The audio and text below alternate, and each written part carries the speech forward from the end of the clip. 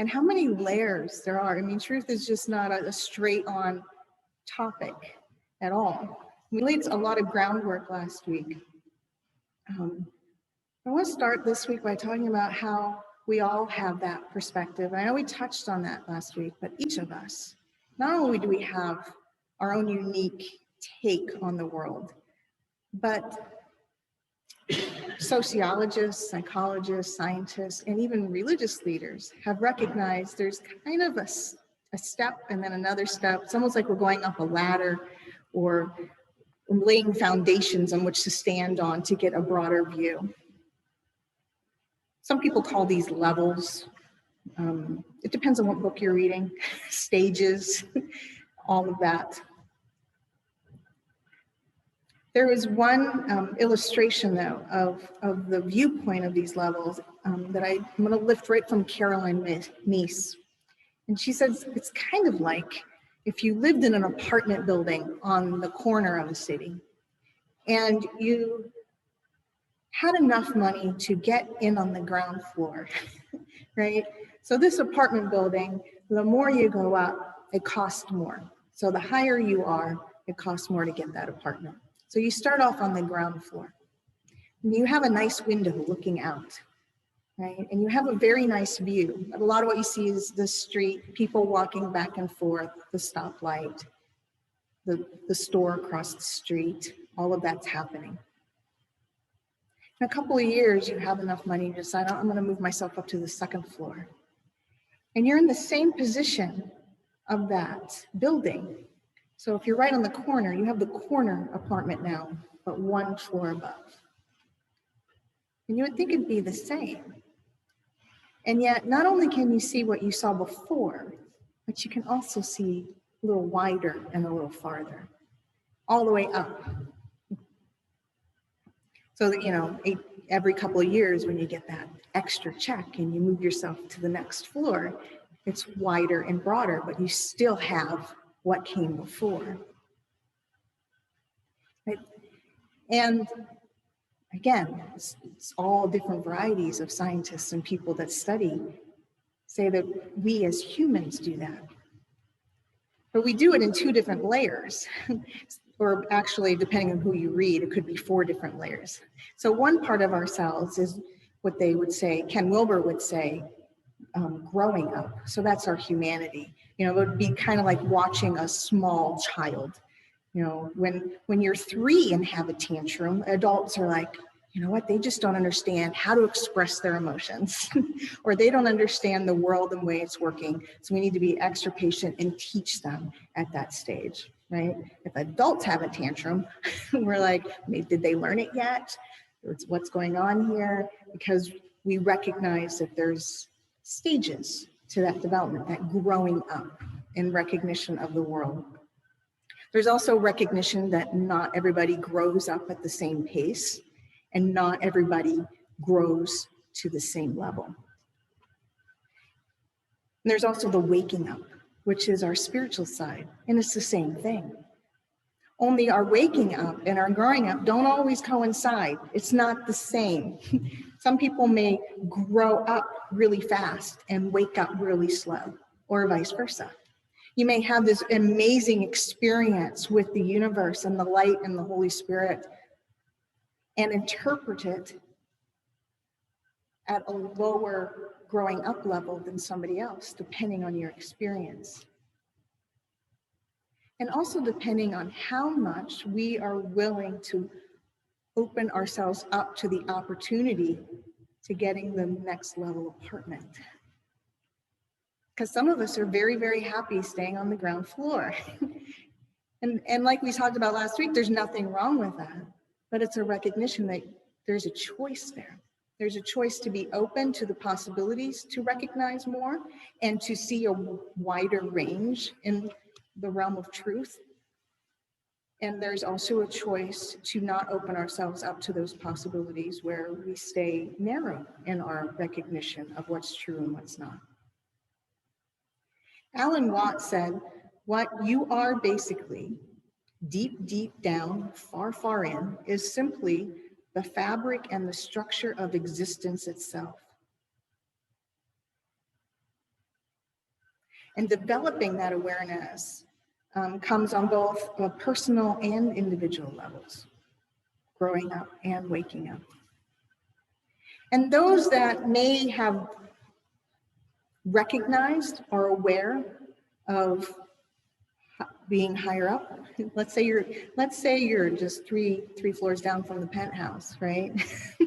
And you can see a wide range. How do you explain that to somebody without demeaning them that only recognizes the view from the first floor?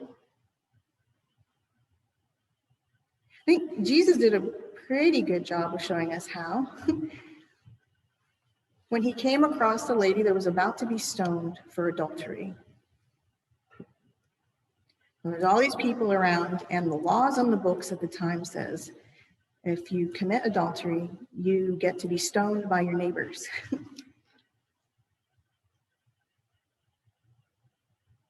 And when asked, Jesus said, well, I'm not going to dispute that that's on your books. And I'm not even going to point out that the dude's not here too, and it takes two for this kind of transgression. But I will point out that if you're so confident that you've not done anything to deserve some kind of punishment, go ahead and have at it. And not one person then threw the stone. He was able to point out a broader view without demeaning the point of view and allow a space for recognition. That's a talent. That's a talent. How do we discuss points of view without demeaning somebody else in the process for their point of view? Even if we totally recognize we're seeing things from the 6th floor instead of the 1st. And honestly, do we? Because if we're on the floor, do we really recognize that that's what we're doing? It's kind of like being in the moment and not understanding the full ramifications of the moment until you reflect on it later. You know, when you're right in the middle of it, it's really hard to decode.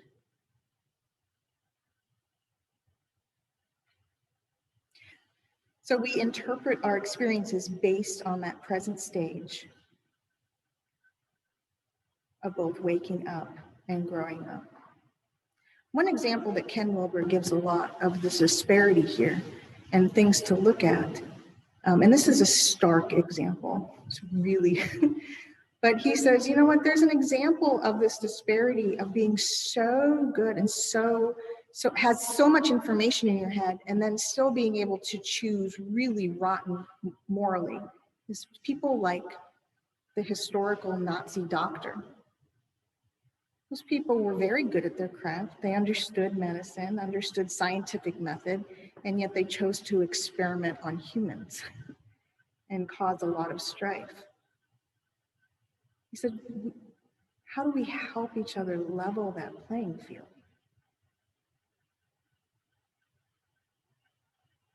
An everyday example of that, you have to bear with me a little bit. There's a show on TV, it's since gone, but you can find reruns of it. It's called The Big Bang Theory. And in there is a character named Sheldon, who is completely bonkers smart and doesn't understand human intricacy much at all. And in one episode, Howard, an engineer, is invited to be part of a crew to keep Stephen Hawking's machinery running while he's at the university. And Sheldon is a complete fan of Stephen Hawking. But Howard feels like Sheldon is always mean to him and makes him do demeaning things in order for him to introduce him to Stephen Hawking. So throughout the show, he just asked Sheldon to do the most nastiest things and the most humiliating things in order to prove that he really wants to see Stephen Hawking. So he's punishing him in order to, because he feels bad about how he's treated him. Howard's fiance points out to him that he's being mean to Sheldon and he knows it. And he's like, but he's being mean to me. And she points out again that Sheldon doesn't always understand that he's being mean to him. It takes people to point it out to him because he truly just doesn't get it in terms of interacting with other people.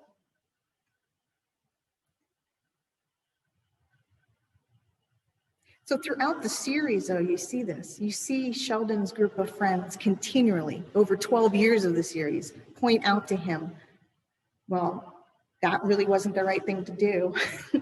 Maybe we need to talk about this. And they're not always nice about it. They get mad at him. They stomp away. But there's always this point where they're like, Sheldon, that was mean. Sheldon, maybe we need to talk about that. And over 12 years, at the very end of the show, in fact, the last words of the show, of this whole series, he says he knows he's not been the friend they always deserve, but that he loves them. And even that is a huge leap because those are words that the man just didn't even understand what they were and how to say them. So it took a long time and a lot of patience for that growth to happen.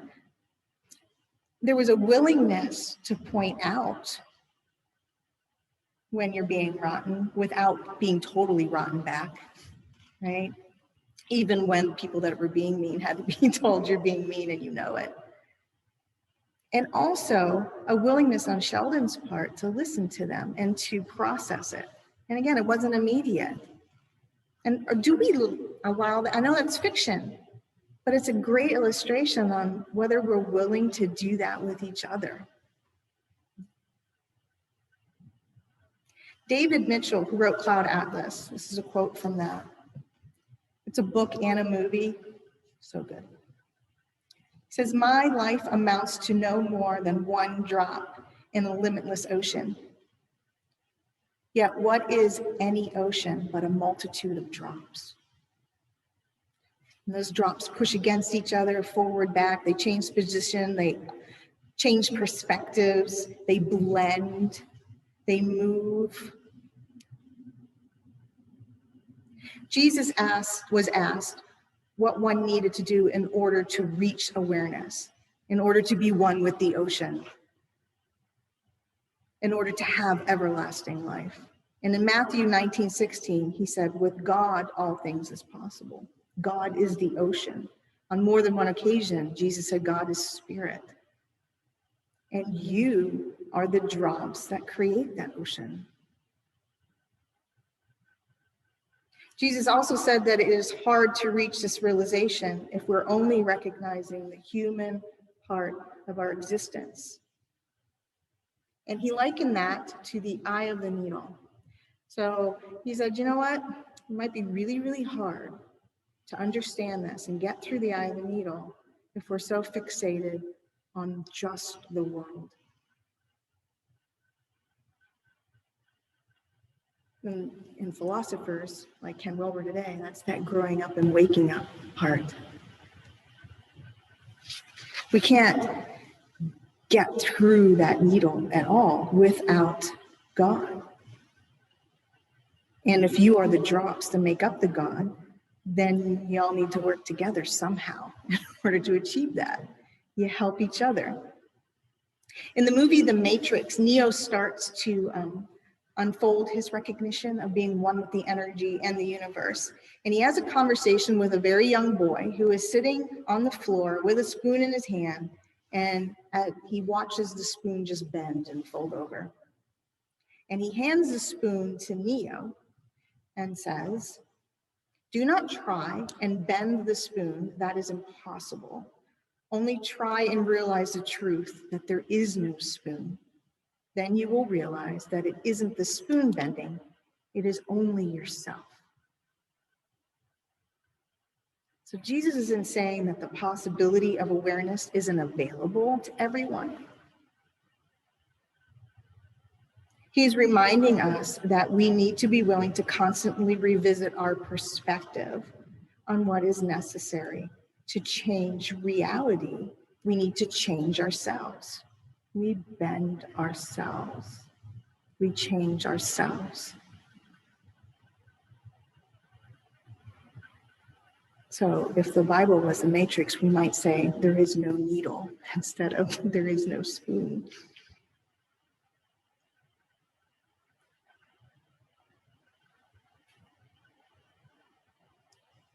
And we generate those feelings, just like we did at the little meditation at the beginning. You can put your hand on your heart and you allow that recognition to flow. There's been a lot of study about the heart.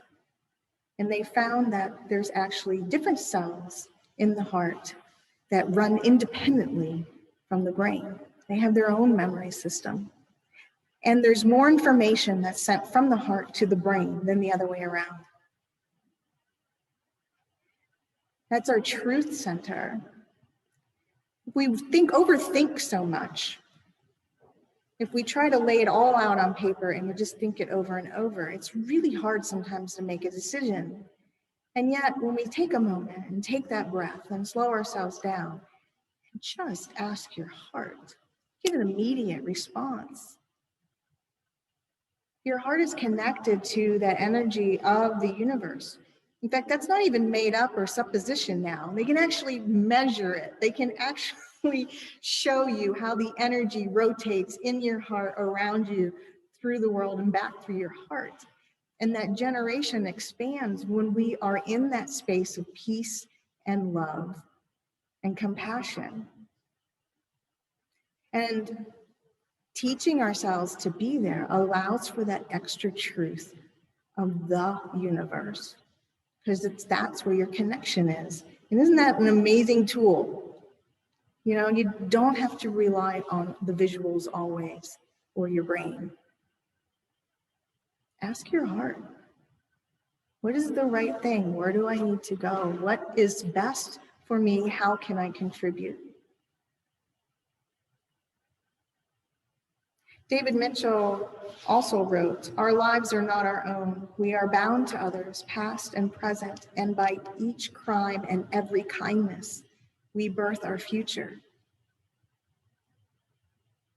And if that energy truly runs through the heart and connects to the rest and then comes back to us, which again, you can actually see now on equipment how it runs out and back. How do you want to be bound to others? By every kindness or by transgression? And every time we choose to be mean, I'm not saying that we all do it on purpose, but every time there's a choice to be mean in some fashion, that goes out and connects. And that's a universal truth. Do we want to pull together everybody in the connection of kindness, or pull everybody in the connection of despair? We can do either one. We're powerful either way.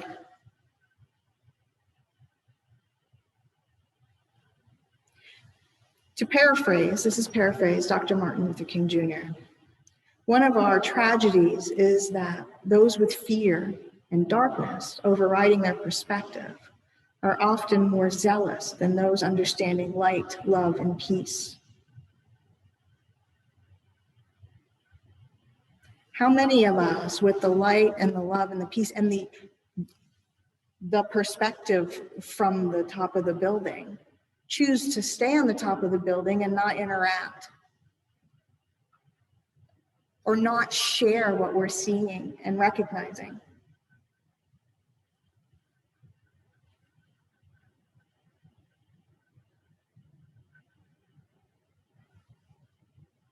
That alignment with those values, I think there's a greater call there to share them as well in the best way we can. And that's different for everybody. It may be just a one-on-one. It may be writing. It may be people that I've seen some very lovely artwork lately that people are sharing from that space, and just sharing of the artwork and getting people to talk about that is beautiful. But are we allowing that recognition to flow and to share that broader truth? Because our alignment with the divine allows for a love greater than any capacity we are humanly available. And that alignment is in your heart. And if we trust that and rely on that, we'll have the answers that are correct for us.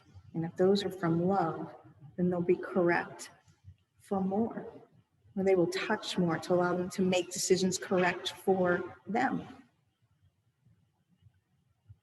World problems start to be solved when we love ourselves, and love ourselves so much that we're willing to share ourselves. And in loving ourselves and recognizing the worthiness of what we have to offer, we're able to share it with others. And in that sharing, it grows. And perspective changes in both our everyday lives, our spiritual lives, and allows that possibility for others to do the same. Well, no hiding your light. Don't hide it. Share. Your truth is love. So be love now. And experience the world fully through your perspective, allowing space to get to the next level, and then share that one. The only stipulation, not even a stipulation, because the universe loves you regardless. The only maybe consideration is that you do it through love. Thank you.